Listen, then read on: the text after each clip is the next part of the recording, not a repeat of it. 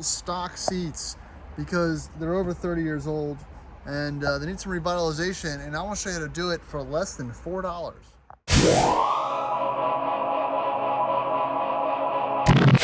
Howdy, and welcome back to the Addicted Motors YouTube channel. It's been a while, but I've been busy. But in the meantime, I'm going to let you know a little trick on how you can revitalize some of your collapsed, broken seats in one of your classics or pretty much any other older vehicle. So there's a lot that's been going on in my neck of the woods, and most of it is still remediating the mouse urine smell out of the classic.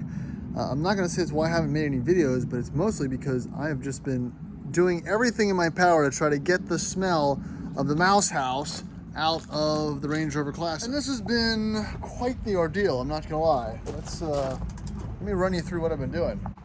So, when I decided to pick up the Classic from the cabin, it was kind of worse from wear. Every time you turn on the blower, I'd get mouse droppings and fuzz and all types of mouse nest remnants coming up through all my vents. And what I've been doing for the past 3 weeks is letting the truck air out, wiping down all the surfaces. Not that it's a perfect truck to begin with, but I've also done a lot of steam cleaning, compressed air blowing, disinfecting, just anything you can think of, ozone machining this thing, and there's still a lasting smell coming out of the airbox. And I wish I had some quick tips for that, but that's not what this video is about. But again, blowing compressed air and steam through the vents, through the bottom of the airbox. I don't know if you can see in there, through, that's where the majority of all the remnants were, but it was just a mess. But that's not what we're focusing on this video. We're focusing on this video is fixing your old, tattered, worn out, terrible stock seats because they're over 30 years old and they need some revitalization, and I want to show you how to do it for less than $4. That's right. This seat is completely collapsed. There's no support in the middle, which just makes any type of road trip or longer distance ride just, it's not the end of the world, but it's pretty bad. You can do better. So what we're going to do is make this seat look like this. So again, here's what it looks like before. It completely collapsed on either side, no internal support, collapsing at the bottom. It's all blown out. It's in terrible condition. But over here, let me pull the cover back, nice and supported. When the seat is fitting better, you've got a better driving position, you can see better.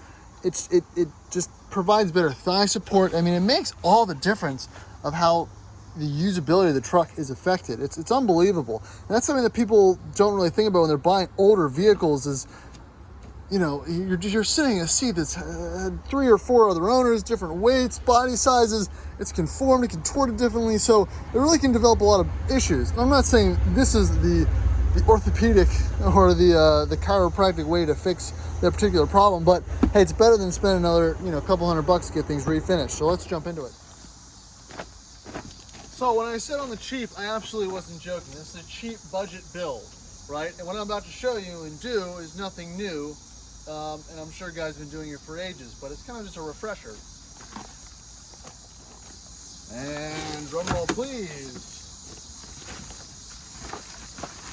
Pool noodles, time and tested. I've done this, or I forgot this was a thing, right? I've just kind of been dealing with these completely terrible collapsed seats. But what you can do is take a $2, $3, $4 pool noodle, twist it in half, modify it, and just basically shove it up into the seat components to give you a little bit of that bolster back. So let's go ahead, kind of cut this down to size and get it in there. We'll see what the difference looks like. All right, so what I like to do is just basically bend it like this, which is approximately the amount of space that the seat's going to take up, probably give or take. And we're going to do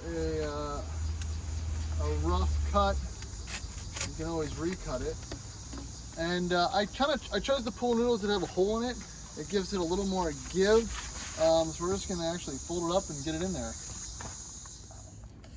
All right, so the beauty of these manual seats, again, these are disco seats. So that might provide a little bit of an issue, especially if your seats are, if the seats you have are inoperable, then that might pose a little bit of problem. But you can do your best to get these kind of shoved up in there. So that's what I'm going to So what I'm going to do now, these have a couple bars that run across right here and in the back. So what you're going to do is get it up under that, because this will sit on top of the bar and give you a little bit more support. And if you can already see, it's already coming up, and there's a bar in front. You can hook the loop of the end of it around to provide a little bit of support. Probably blocking the camera, but that's one end.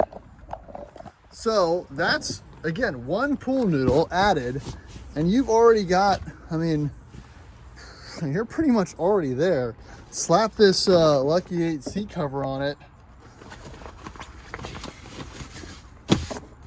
and boom, that's an almost restored seat right there, fellas.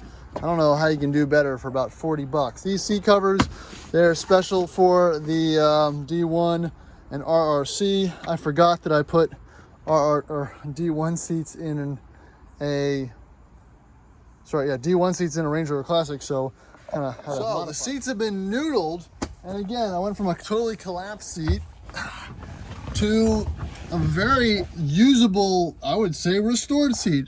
Again, seat cover, good support. It's not sagging or anything. I can modify and move that noodle around for my comfort. And yeah, I know, guys, it is kind of corny, but you know, it really makes driving the truck much more pleasant. It was my biggest kind of complaint with the D1. And I'm gonna leave this in here to kind of tweak things as it goes. And I just kind of forgot that you could easily kind of breathe a little bit of life back into these seats in very quickly. So that's gonna wrap it up for this quick update on the Classic. As far as the L322, if you notice, it's missing the roof rack. It's got a nice clean look, but it's not gonna be like that for long. I do like how the truck sits without the roof rack, but look over here. We've got something in the works, yes. This is a factory or OEM L322 roof rack. Kind of like the ones you'd see on the G4 editions. Now, again, this is, it's not in the best condition, but it looks pretty darn good. I got it for a great price. This is gonna go up on the L322 for now. But I think until that paint dries, until I get it restored a little bit, I'm gonna enjoy the clean, slick top look of the supercharged 08 cheap L322, because that's a handsome looking truck. So if you like this video, please like and subscribe. Check out the rest of my channel. I've got hundreds of other Land Rover videos, off-roading and restorations, and you know, just putzing about in the work. So thanks for watching. Please like and subscribe, and hit that like button. Catch you on the next one.